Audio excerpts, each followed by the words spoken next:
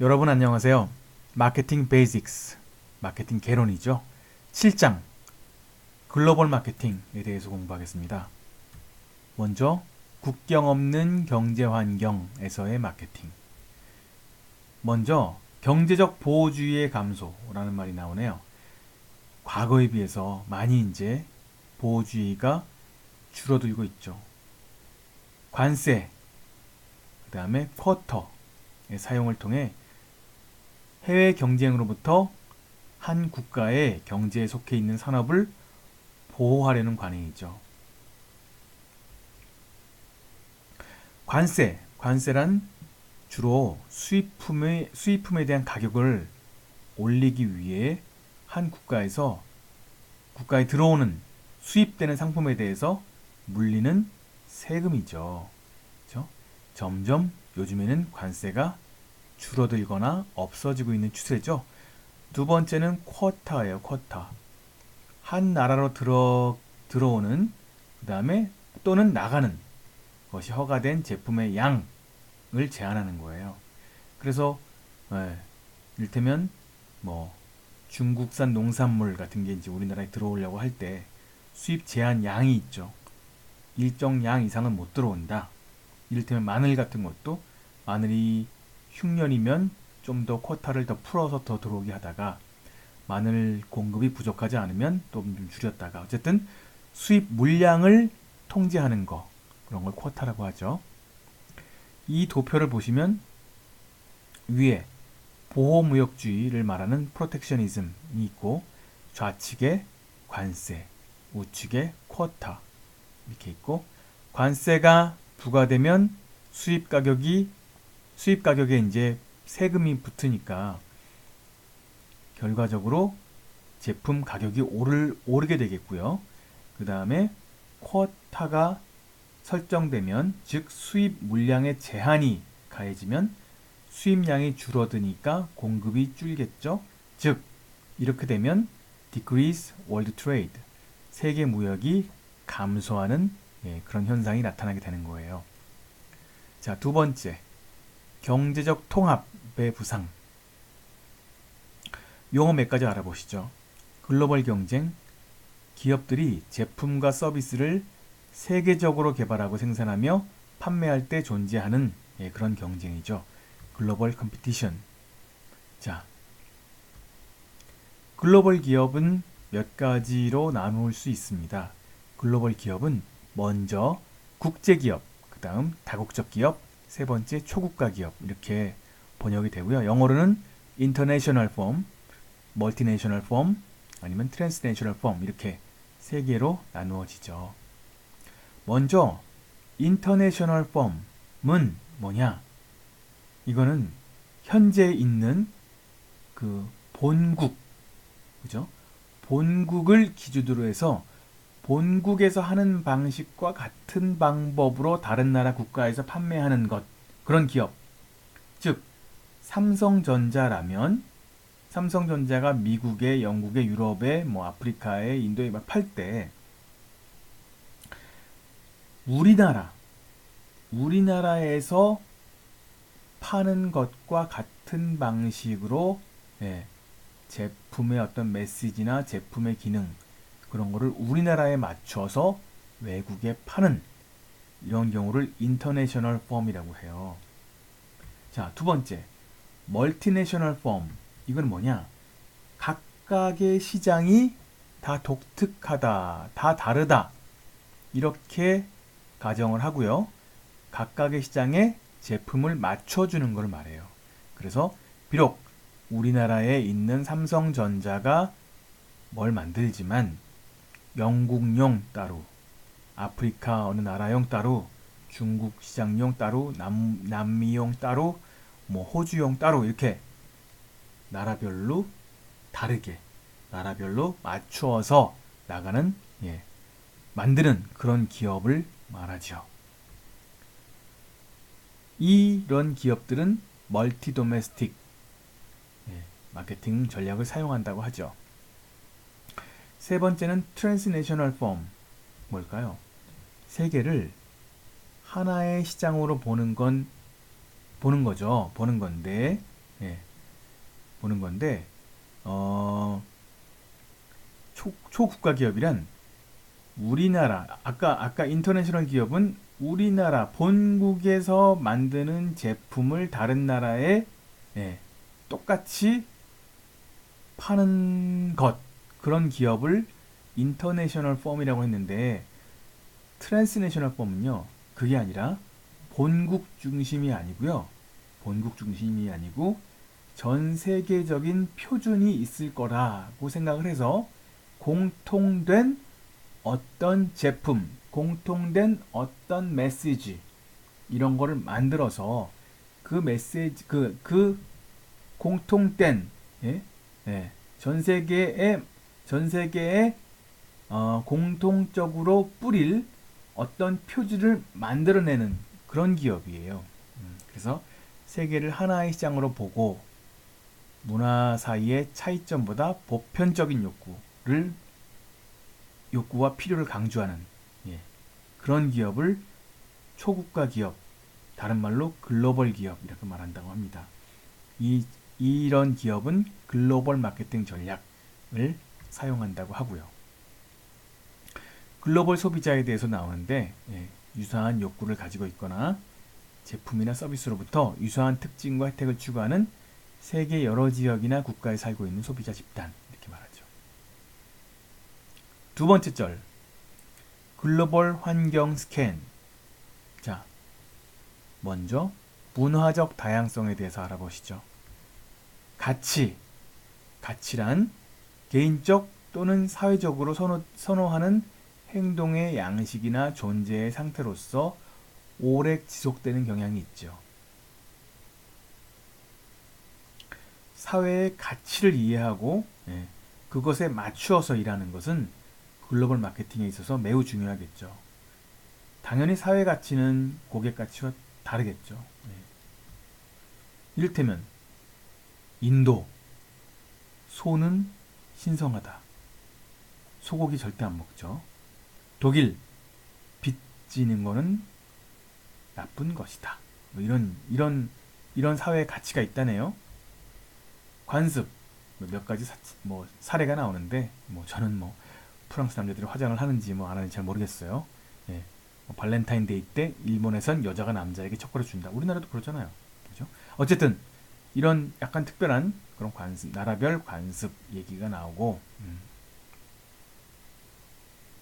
그다음 이제 미국 법 국제적 인터내셔널 안티 덤핑 앤 페어 컴피티션 액트 이런 법안이 있죠. 한번 읽어보시고요. 자, 문화적 심벌 한 특정 문화의 아이디어나 개념을 대표하는 것들이라고 설명이 되는데 조금 쉽게 예를 들면 미국, 캐나다 같은 데서는 13이라는 거 13일의 금요일 이런 건 별로 안 좋아하죠. 그런 거에 대해서 좀 미신적인 그런 생각을 하죠. 숫자에 대해서는 일본 같으면 우리도 그렇지만 4라는 숫자에 대해서 약간 미신적인 생각을 들죠. 이를테면 또 예를 들면 미국에서는 엄지를 번쩍 드는 거는 좋은 뜻이죠. 우리나라도 마찬가지고. 하지만 러시아나 폴란드, 동구 그쪽에서는 지금 부정적으로 보나 봐요. 이런 문화적 심벌은 기호학과 관련된다고 하고요. 예전에 코카콜라에서 에펠탑이 그려진 콜라를 만들어 판 적이 있었대요. 근데 그 콜라는 프랑스에서 팔 때 꽤 성공을 거뒀다고 합니다. 프랑스 사람들이 좋아했대요. 근데 비슷한 방법으로 그리스에 있는 어떤 신전, 파르테논 신전 같은 그런 신전의 그림을 콜라에 담아서 팔았을 때, 콜라에 그려서 팔았을 때 그리스 사람들은 굉장히 반발했대요. 이런 신성한 우리의 건축물을 콜라 같은 하찮은 그런 거에 붙이다니 하면서 반발을 했대죠. 이런 게 이제 문화적 심벌에 대한 각국 사람들의 어떤 일종의 차이 그런 걸 나타낸다고 할 수 있을 것 같고요. 언어도 마찬가지고요. 문화적으로 되게 다양성이 있기 때문에 이를테면 P&G에서 나오는 샴푸 펄트라고 있다고 하는데 프랑스에서는 lost, 뭐 잃어버린 뭐 이런 뜻이어서 어감이 별로 안 좋다. 그래서 좀 거부감이 있었다고 하고요. 빅스라는 거는 뭐 독일에서 성관계를 의미하는 예, 그런 단어였대요. 그래서 뭐 윅스, WICKS 이런 걸로 바꿨다죠. 다른 나라에 진출하기 위해서는 일반적으로 번역을 좀 해서 들어가게 될 텐데 이 번역이 잘 됐나 못 됐나 이렇게 뭐 이렇게 판단하고 싶을 때가 있잖아요. 그때는 번역을 다시 거꾸로 해봐라. 이를테면 미국 말을 우리말로 번역을 했을 때 우리말 번역이 잘 됐나 못 됐나를 보려면 번역된 문장을 다시 영어로 바꿔보는 거예요. 그래서 그 바꿔본 영어가 그 원래의 영어와 비슷하면 번역은 잘 된 걸 테고요. 아니면 번역이 잘못된 거겠죠. 그런 식으로 이제 번역이 잘 됐나 못 됐나 확인하는 그런 방식을 back translation, 즉 역번역이라고 한답니다. 자, 문화적 다양성에 대해서 알아봤고 두 번째는 경제적 고려. 글로벌 시장에 진출할 때 당연히 그 나라의 경제적 상황에 대해서 고려해야겠죠. 그죠? 경제개발 단계, 이 나라가 개발도상국인지 아니면 완전 빈곤국인지 아니면 선진국인지 등등 이런 경제개발 단계를 분석할 테고요. 그 다음에 이 나라의 경제적 인프라는 잘 되어 있는지, 이 나라의 소비자의 1인당 소득은 어쩐지, 뭐 환율은 어떤지 등등을 보려고 할 거예요. 이 중에서 몇 가지만 알아보면 경제 인프라, 한 국가의 통신, 수송, 금융, 유통 시스템 이런 걸 의미한다죠. 펩시는 중국 진출할 때 펩시코 중국과 인도 시장을 위해 어떤 인프라 이런 경제 인프라를 까는데 15억 달러 무지무지한 돈을 투자했다고 합니다. 또 어떤 나라에 진출하려고 할 때 또 봐야 할 게 있죠. 소비자의 구매력이죠. 소비자의 수입, 그죠? 수입이 뭐 1인당 GDP가 매우 낮은 나라예요. 그러면 들어올 수 진출하기 쉽지 않겠죠. 성공을 보장할 수 없겠죠. 옛날에 70년대에 우리나라에 맥도날드가 들어오려고 했었대요. 근데 맥도날드에서 한국, 코리아, 1인당 소득이 아직 패스트푸드, 햄버거를 많이 먹을 그럴 소득이 아니야. 이렇게 말했다는 그런 말들도 있어요. 그래서 그죠? 어느 정도의 1인당 소득이 되는 국가에만 진출한다. 이런 룰이 있었다고 그러죠. 이런 것처럼 우리나라 마찬가지죠. 우리나라가 뭘 어떤 걸 팔려고 할 때 굉장히 낙후되고 빈곤한 국가에는 진출하지 않으려고 하겠죠. 자, 환율 모르는 사람 안 계시겠죠. 그 다음에 정치적 안정성도 그 나라에 진출하느냐 마느냐를 결정하는 중요한 요소죠. 이를테면 얼마 전에 리비아 아니면 요즘 IS 문제가 좀 있는 시리아 이런 나라에 진출하기 꺼려지겠죠. 당연히 그죠. 자, 그다음 무역 규제, 무역 장벽 이런 것도 있을 수 있을 테고요. 자, 그 다음 장 글로벌 시장 진출 전략에 대해서 공부하겠습니다. 먼저 글로벌 시장 진출 전략 비교. 몇 가지 단계가 있어요. 먼저 첫 번째 단계는 일반적인 수출. 두 번째는 라이센싱. 그러니까 수출이 제일 낮은 단계예요. 가장 쉬운 단계. 두 번째 라이센싱. 그 나라의 어떤 업자와 계약을 맺어서 제품을 넣는 건데 이거는 그냥 진출하기, 그냥 그 나라에 뭐 사업, 뭐 공장을 짓거나 그런 거는 위험이 크니까 그것보다는 그 나라에 진출을 할 때 어떤 계약을 통해서 진출을 하는, 직접 진출은 아니고 간접적으로 진출하는 그런 방식이겠죠. 그 다음 합작 투자, 일반적으로 50대 50을 많이 하는데 조인트 벤처라고도 하죠. 그 다음에 직접 투자, 주로 100% 투자를 말하는 용어인데요. 이렇게 4단계로 이루어지죠. 수출은 낮은 리스크, 낮은 기대 수익. 직접 투자는 높은 리스크, 높은 기대 수익 이런 관계가 있죠. 이 그림에 보시는 것처럼 말이죠. 익스포팅부터 라이센싱, 조인트 벤처, 그다음 디렉트 인베스트먼트까지 이익 포텐셜 세로축, 그다음에 가로축은 이제 일종의 리스크죠.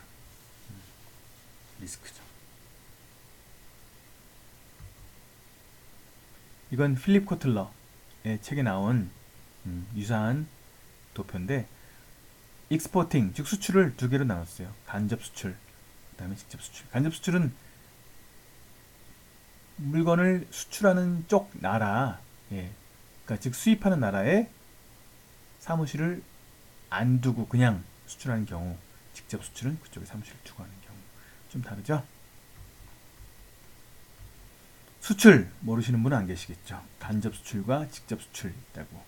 간접 수출은 중간상, 현지 중간상이 있을 경우, 현지 중간상이 아니죠. 간접 수출은 그냥 무역 상사 같은 그런 중간상을 두고 수출하는 경우고요. 직접 수출은 그런 중간 무역상 없이 직접 그 나라에다가 어떤 사무실 같은 거 두고 직접 그 나라에 진출하는 거를 말하죠. 라이센싱, 로열티나 수수료를 받고 브랜드, 특허, 무역 기밀, 지적재산권 등등 이런 기술적인 거, 노하우 이런 것들, 그죠? 특허 말했죠. 지적재산권 이런 것들, 저작권 이런 걸 수도 있고요. 이런 걸 제공하는 방식이죠. 관리계약, 계약생산, 프랜차이징 이런 대표적인 세 가지가 있다고 합니다. 위험도는 그냥 직접 투자하는 것보다는 덜 하겠죠. 비용도 많이 들지 않고요. 몇 가지 예를 들면 쉐라톤 이런 회사는 우리나라 워커힐 즉 SK 네트워크스의 쉐라톤이라는 브랜드와 호텔 운영에 대한 거를 일종의 라이센스, 일종의 관리 계약, 매니지먼트 컨트랙트라고 할 수 있어요. 그래서 쉐라톤이 우리나라에 있는 워커힐 호텔과 W 호텔 이런 것들을 운영하죠. 그렇죠? W 호텔은 아닌가요? 그냥 워커힐 쉐라톤 워커힐 호텔을 운영하는 거고요. 요 밑에 보시면 여기 잘렸네요. 원래 파크 하얏트 서울에 있는 거는 현대산업개발이 주인이죠. 근데 파크 하얏트에서 어떤 일종의 관리 계약을 해주는 그런 거고요. 웨스틴 조선도 원래 회사 이름은 밑에 보시면 신세계 조선 호텔인데 신세계 조선 호텔이 주인이죠. 그런데 웨스틴 우리 호텔 운영해줘, 수수료 주고 그런 식으로 이제 계약을 하는 거죠. 이런 거를 관리 계약, 매니지먼트 컨트랙트라고 하고요. 라이센싱 중에 가장 대표적인 것은 프랜차이징이에요. 전 세계에 7만 5천 개의 프랜차이즈 매장이, 그러니까 미국 프랜차이즈 7만 5천 개씩이나 있다고 하죠. 맥도날드 매출의 66%가 해외에서 발생한다고 하고요. 조인트 벤처는 쉽게 설명하면 우리나라에도 몇 가지 있는데 GX 칼텍스, 북경현대, 북경현대 우리나라는 아니죠. 북경에 있는 북경기차 이런 회사하고 그다음 우리 현대차하고 이제 합작 투자한 회사고요. 동서식품이라는 회사도 있죠. 맥심 커피 믹스로 유명한 동서식품도 우리나라의 동서라는 회사하고 미국의 크래프트라는 회사의 합작 투자 법인이라고 하죠.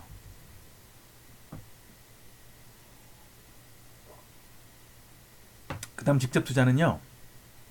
기업이 해외 자회사나 사업부를 소유하기 위해 직접 일반적으로 100% 투자를 하는 그런 걸 직접 투자라고 하죠. 조인트 벤처는 주로 50대 50. 직접 투자라고 하면 주로 100%를 투자하는 경우를 말할 때가 많습니다. 자, 그 다음 세계적인 마케팅 프로그램 구상을 보죠. 자, 이 도표를 보세요. 가로축은 같은 제품, 그 다음에 그 나라에 맞춘 제품, 그리고 오른쪽에는 아예 새로운 제품. 세로축을 보면 같은 프로모션, 밑에 있는 건 프로모션을 각각의 나라에 맞춤, 이렇게 나왔죠. 여기서 말하는 프로모션이라고 한다면 어떤 컨셉, 어떤 메시지 정도 생각하면 될 것 같아요. 자, 그래서 파란색 제품 확장 전략은 각 나라의 같은 제품을, 그러니까 각 나라별로 안 맞추고요. 그냥 각 나라의 똑같은 제품을 똑같은 컨셉, 즉 똑같은 메시지로 파는 전략을 말해요. 그런 걸 프로덕트 익스텐션 전략이라고 하고, 그 밑에 있는 빨간색 보실까요? 커뮤니케이션 어댑테이션? 이거는 제품은 똑같지만 나라별로 팔 때 비록 제품은 같지만 이 제품의 컨셉을 이야기할 때 좀 달리 얘기하는, 예, 그런 전략을 말하죠. 자, 오른쪽 가운데 위 제품 프로덕트 어댑테이션, 제품을 각 나라에 맞추는 거예요. 각 나라에 조금씩 변경을 두되 핵심적인 메시지, 핵심적인 컨셉은 그냥 가는 거죠. 안 바꾸고요. 자, 가운데 밑에 듀얼 어댑테이션, 이거는 제품도 각 나라에 맞출 뿐더러 메시지까지, 즉 메인 컨셉까지도 그 나라에 맞춘다. 이런 걸 듀얼 어댑테이션, 뭐 이중 적응 뭐 이렇게 말하는데 좀 번역이 좀 그래서 어쨌든 듀얼 어댑테이션이라고 할 수 있어요.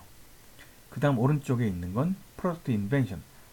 아예 새로운 제품을, 뭐 거의 인벤션이 있으니까 발명, 아주 엄청 완전 좀 새로운 제품을 만들 때 이렇게 말을 하죠.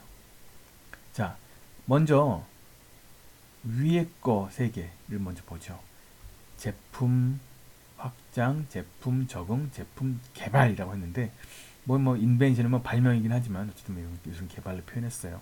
번역을. 네, 그래서 제품 확장은 제품을 안 바꾸고 다른 나라에 팔겠다. 제품 적응은 그 나라에 맞춰 그 나라에 맞춰 제품을 변경하겠다. 그 다음 아예 완전 다른 제품을 만들겠다. 이런 건 프로덕트 인벤션이 되죠. 제품 확장, 다른 나라에도 그냥 같은 제품 팔겠다. 콜라 비슷하죠? 미국 콜라나 한국 콜라나 일본 콜라나 중국 콜라나 어디 남미 콜라나, 질레트 면도기, 리글리 껌, 리바이스 청바지, 소니 뭐 등등. 두 번째는 제품 적응, 그 나라에 맞추겠다. 엑슨이라는 회사가 있죠.